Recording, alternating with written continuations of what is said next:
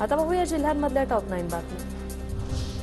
कोल्हापुरात रंगलेल्या राज्यस्तरीय इंटरझोनल स्टेट मॅट कुस्ती स्पर्धेत पुण्याच्या भोरमधील अथर्व शेटेचा प्रथम क्रमांक। राज्याच्या विविध भागातून मोठ्या संख्येने मल्ल स्पर्धेत सहभागी। मुंबई गोवा महामार्गावरील कशेडी बोगद्यातील एकेरी वाहतूक बंद। गर्डरच्या कामामुळे 4 ते 5 दिवसांसाठी बोगदा वाहतुकीसाठी बंद। नागपूरमध्ये भगर खाल्ल्याने विषबाधा झाल्याप्रकरणी एफडीएची कारवाई। भाजणी, भगर, राजगिऱ्यासह अनेक उपवासाचे खाद्यपदार्थ जप्त।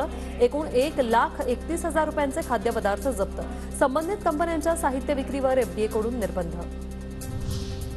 अमरावती महानगरपालिकेची तिजोरी रिकामी। शासनाकडून अनुदान न मिळाल्याने पालिकेकडे स्वच्छता कंत्राटदाराचे 16 कोटी रुपये थकीत।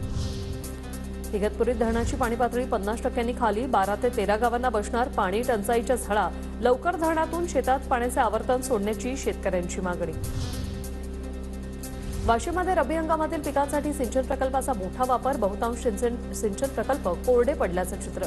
जिल्ह्यात पाणी टंचाई निर्माण होण्याची शक्यता। नागपूरच्या रेल्वेतून 24 लाखांचा एमडी ड्रग जप्त। ड्रग्सच्या तस्करीसाठी रेल्वेतील कोच अटेंडंटचा वापर केल्याची धक्कादायक माहिती। मुख्य तस्कर विशाल मेश्रामसह 3 आरोपी फरार। नागपूर पोलिसांकडून तपास सुरू।